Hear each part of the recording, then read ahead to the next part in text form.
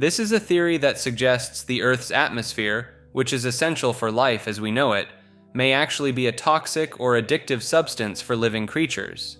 Proponents of this theory argue that the very air we breathe could be slowly poisoning us or creating a state of dependence, much like a drug.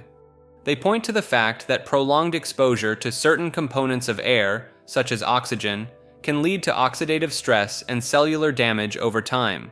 Some advocates of this theory suggest that the negative effects of air may be more pronounced in urban environments, where pollution and other contaminants are more prevalent. They argue that the increasing rates of respiratory illnesses, allergies, and other health problems in modern society could be linked to the poisonous nature of the air we inhale. Moreover, some proponents of this theory draw comparisons between the human need for air and addiction to substances, suggesting that our dependence on oxygen may be a form of biological addiction. They point out that the body's respiratory system is designed to constantly seek out and obtain air, much like how an addict craves and seeks their substance of choice. While this theory may seem counterintuitive, given the necessity of air for life, its proponents argue that the long-term effects of atmospheric exposure on living organisms may be more complex and potentially detrimental than we currently understand. The concept of alchemy, with its pursuit of the philosopher's stone and the promise of immortality, has been fascinating people for centuries, leading to a dedicated group of practitioners who firmly believe in its reality. While skeptics may dismiss alchemy as mere pseudoscience or fantasy, those who have delved into the vast literature and symbolism surrounding the practice argue that there is more to it than meets the eye. Proponents of alchemy point to the fact that it has been studied and practiced by some of the greatest minds in history, including famous figures such as Isaac Newton and Robert Boyle, suggesting that there must be some merit to the discipline.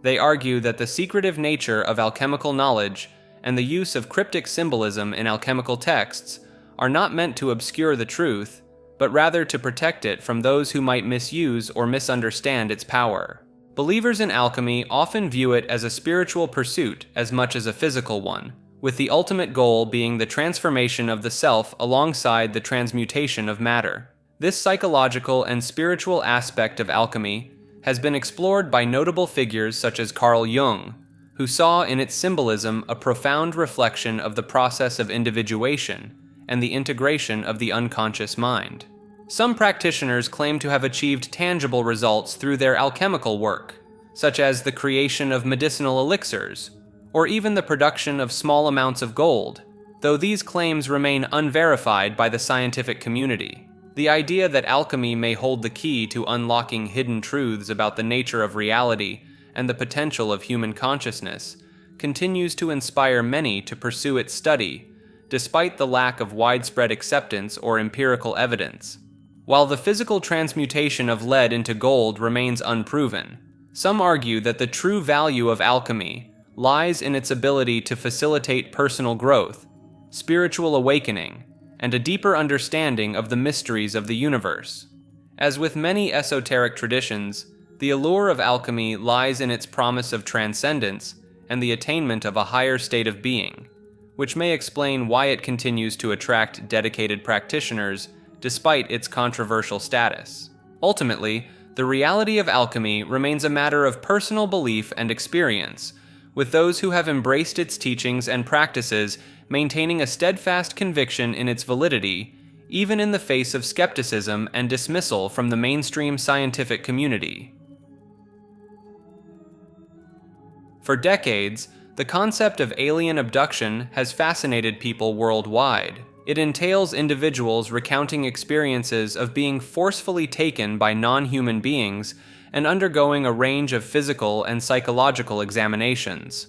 While the mainstream scientific community largely dismisses these claims as the result of factors such as sleep paralysis, false memories, and mental health issues, many who have experienced alleged abductions maintain a firm belief in the reality of their encounters. Proponents of the extraterrestrial hypothesis argue that the consistency of abduction narratives across different cultures and time periods suggests a common, objective experience rather than a purely psychological or cultural phenomenon. They point to the fact that abduction reports often include details that were not widely known or discussed in popular culture at the time, such as the description of gray aliens, which only entered the public consciousness after the famous Betty and Barney Hill case in 1961. Moreover, some abductees have reported physical evidence of their experiences, such as unexplained scars, bruises, or implants, which they claim to have acquired during the alleged abduction. While skeptics argue that such markings could be self-inflicted or the result of unrelated medical conditions, believers maintain that they are proof of physical interaction with extraterrestrial beings. Additionally, the intense emotional impact reported by alleged abductees, often described as a form of post-traumatic stress disorder, is seen by some as an indication that these experiences are more than mere hallucinations or fantasies. The fact that many abductees are initially reluctant to share their stories due to fear of ridicule or stigmatization, and often only do so after years of struggling with the consequences of their alleged abductions,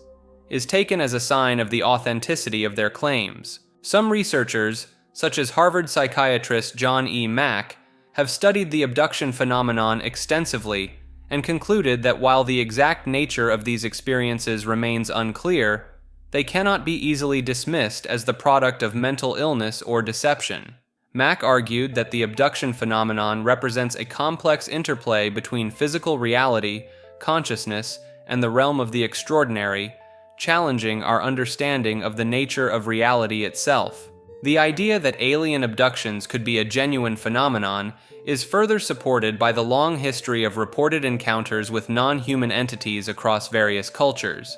from ancient religious texts to modern-day UFO sightings. This suggests that the abduction experience may be a contemporary manifestation of a deeper, more fundamental aspect of the human experience, one that has been interpreted through the lens of each culture's prevailing beliefs and worldviews. While the debate surrounding the reality of alien abductions remains unresolved, the persistence and consistency of these reports, as well as the profound impact they have on those who experience them, ensure that the phenomenon will continue to be a subject of fascination and study for years to come. The notion that the bubonic plague, which ravaged Europe during the Middle Ages, might have been caused by extraterrestrial pathogens brought to Earth by alien visitors has been a subject of speculation in some fringe circles. Proponents of this theory argue that the sudden and widespread nature of the plague, as well as its high mortality rate and the lack of understanding of its cause at the time, suggest that it may have originated from a source beyond our planet. They point to historical accounts of unusual celestial phenomena, such as comets and meteor showers, that coincided with outbreaks of the plague, suggesting that these events could have been the means by which alien microbes were introduced into Earth's atmosphere. Some even go as far as to speculate that the plague might have been a deliberate act of biological warfare waged by advanced extraterrestrial civilizations seeking to reduce the human population or to manipulate the course of human history. While the idea of alien-borne diseases may seem far-fetched, it is not entirely without precedent in the realm of scientific speculation.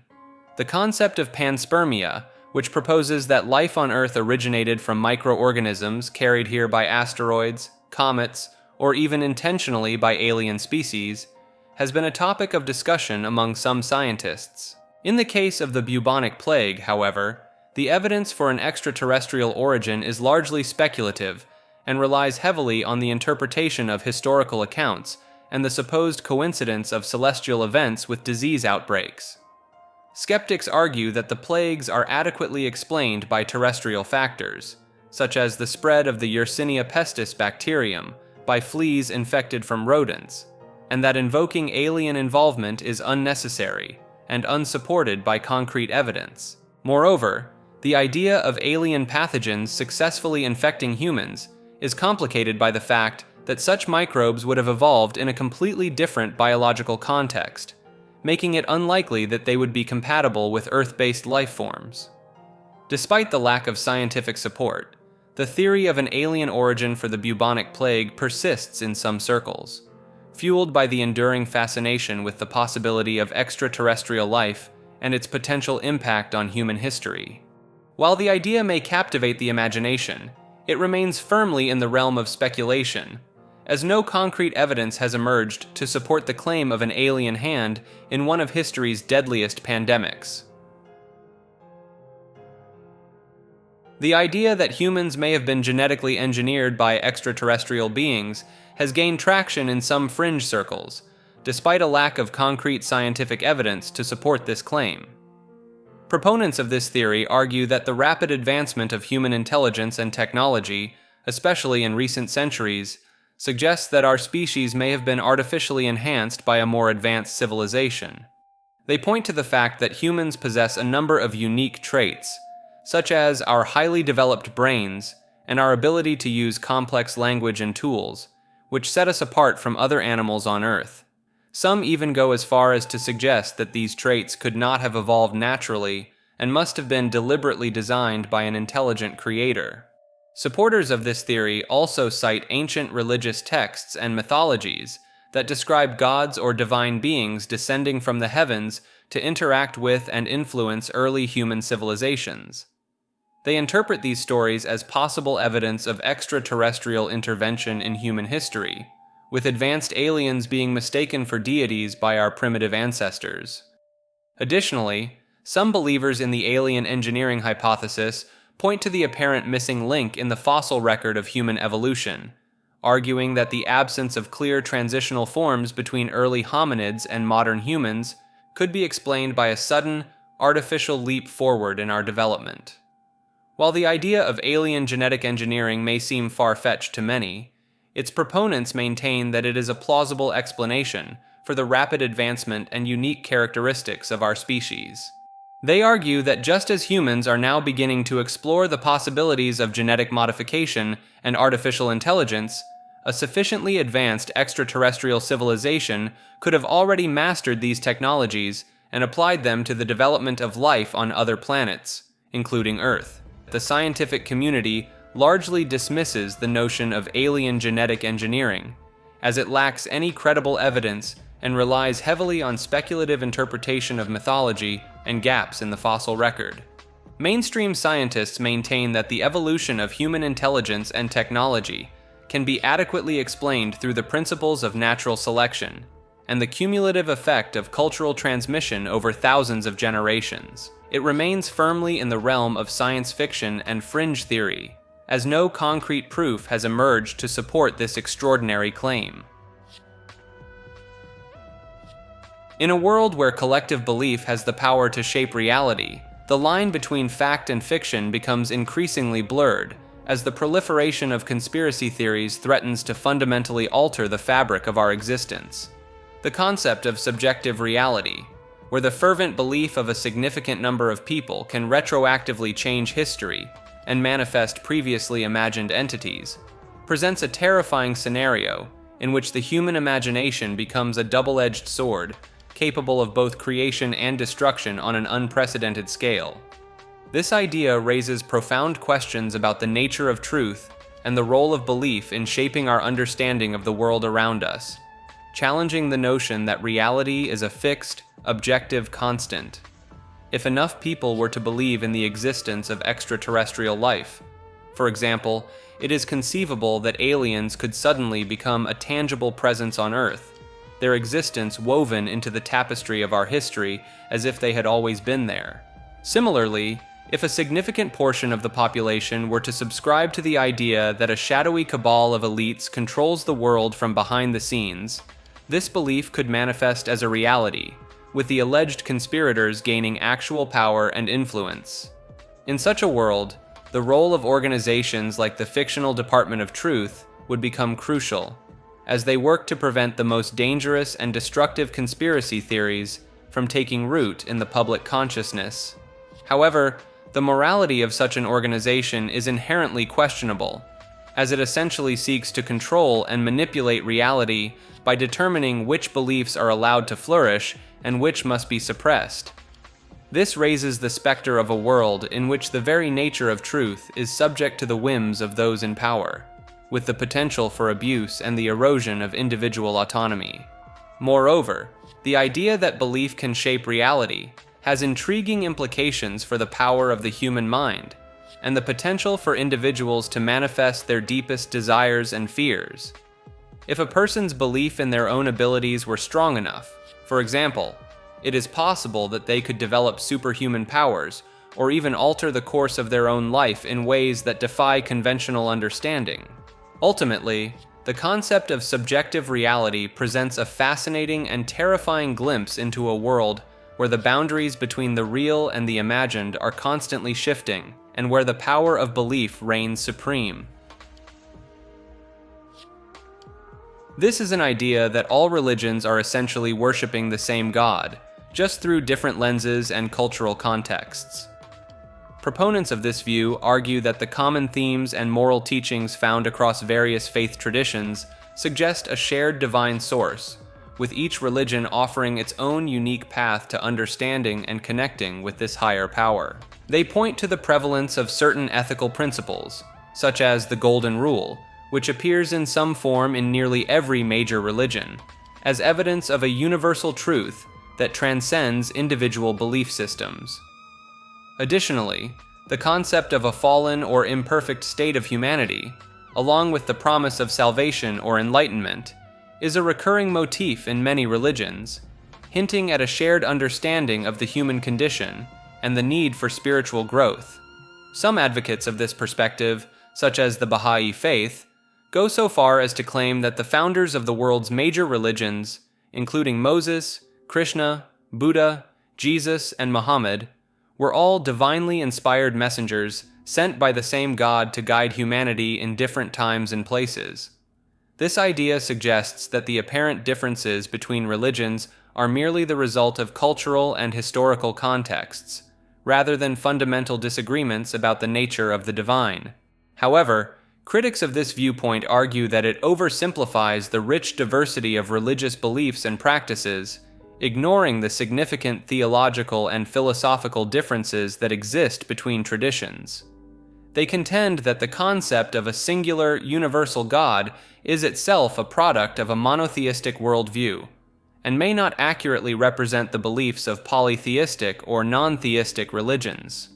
Moreover, the exclusive truth claims made by many religions, which assert that their path is the only valid way to salvation or enlightenment, seem to contradict the notion that all faiths are ultimately pointing toward the same goal. Despite these challenges, the idea that all religions share a common core continues to resonate with many spiritual seekers and interfaith advocates, who see it as a means of promoting understanding and harmony among diverse belief systems.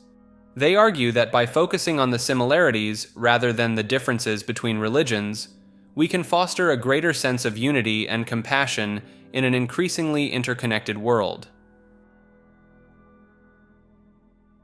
The notion that the Amazon rainforest was largely shaped by human intervention over thousands of years has gained significant traction in recent years, challenging the long-held belief that the region represents a pristine, untouched wilderness.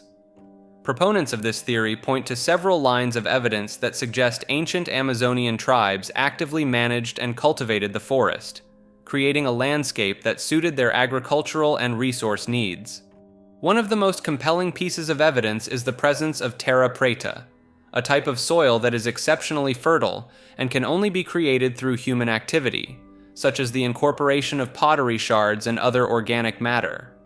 This man-made soil, which covers an area roughly the size of France within the Amazon basin,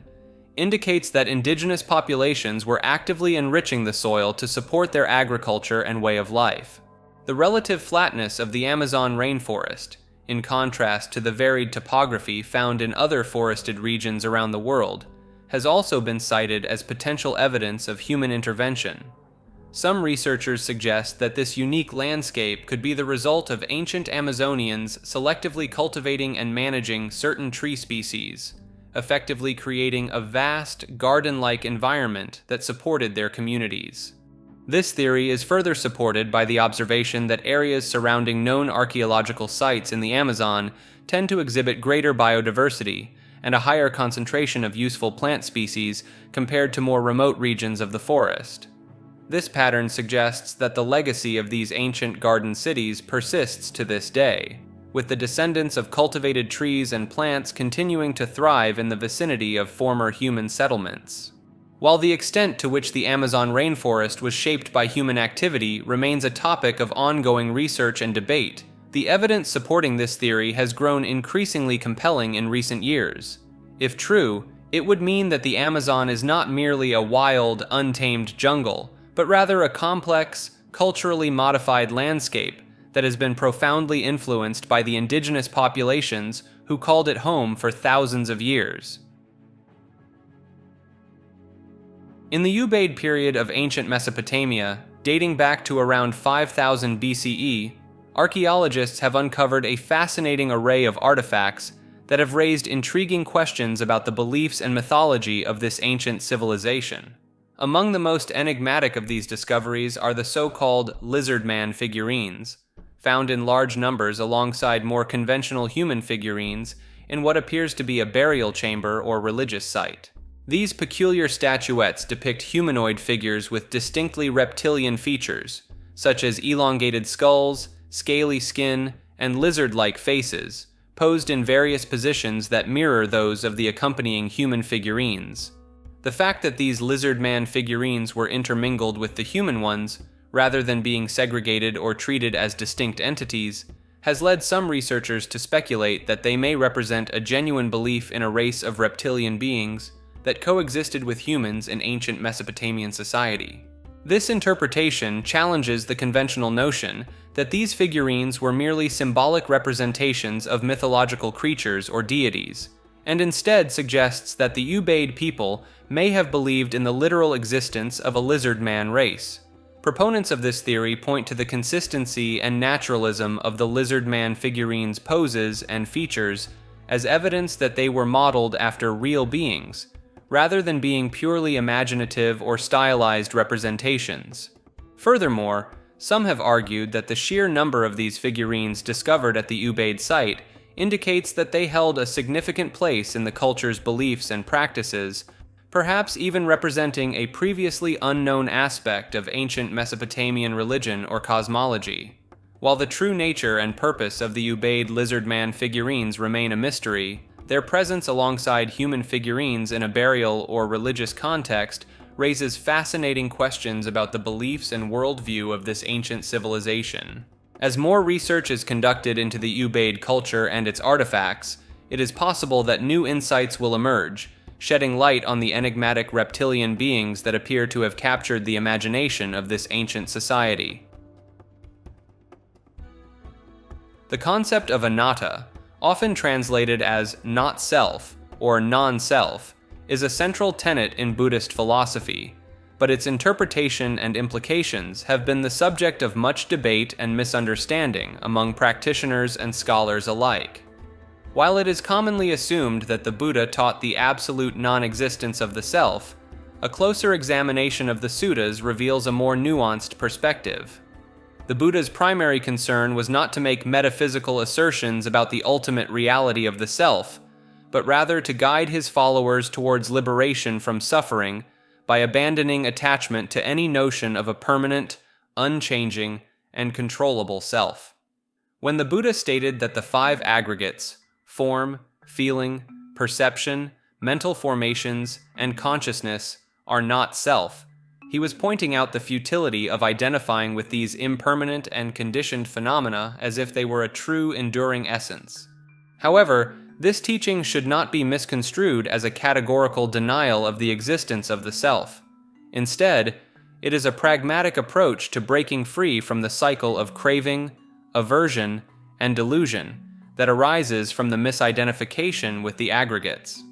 The Buddha's refusal to endorse either the view of the self's existence or non-existence can be seen as a skillful means to avoid the pitfalls of both eternalism and annihilationism, which he considered extreme views that hinder the path to awakening. By emphasizing the process of letting go of self-identification rather than making ontological claims, the Buddha steered his disciples towards a direct experience of the freedom that comes from relinquishing the burden of selfhood.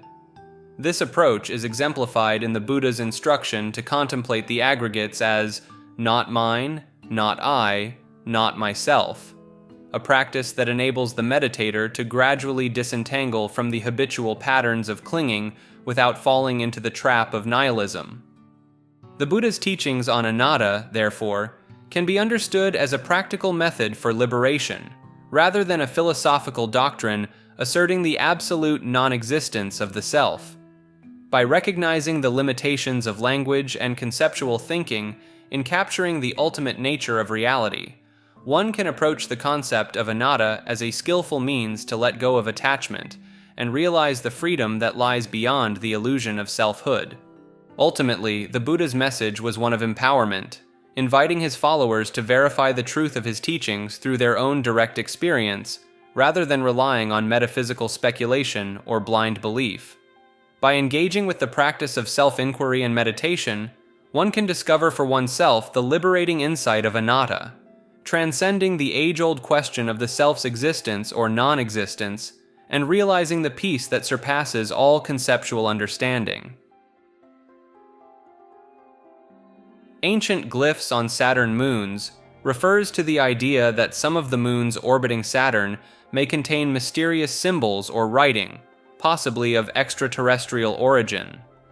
Proponents of this theory point to images captured by space probes, such as NASA's Cassini mission, which they claim reveal unusual patterns or structures on the surfaces of Saturn's moons. Some researchers have focused on the moon Iapetus, which features a prominent equatorial ridge that some believe could be artificial in nature, perhaps the remnants of an ancient alien structure.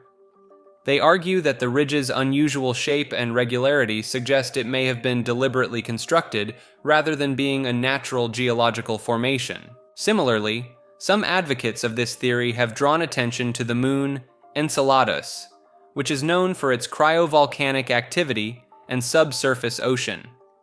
They speculate that the intricate patterns observed in the moon's icy surface could be encoded with information or messages from an advanced civilization. Supporters of this idea often cite the fact that Saturn's moons have been a source of fascination and mystery for astronomers due to their unique features and potential habitability. They argue that the presence of ancient glyphs or symbols on these moons could indicate a past or present extraterrestrial presence in our solar system.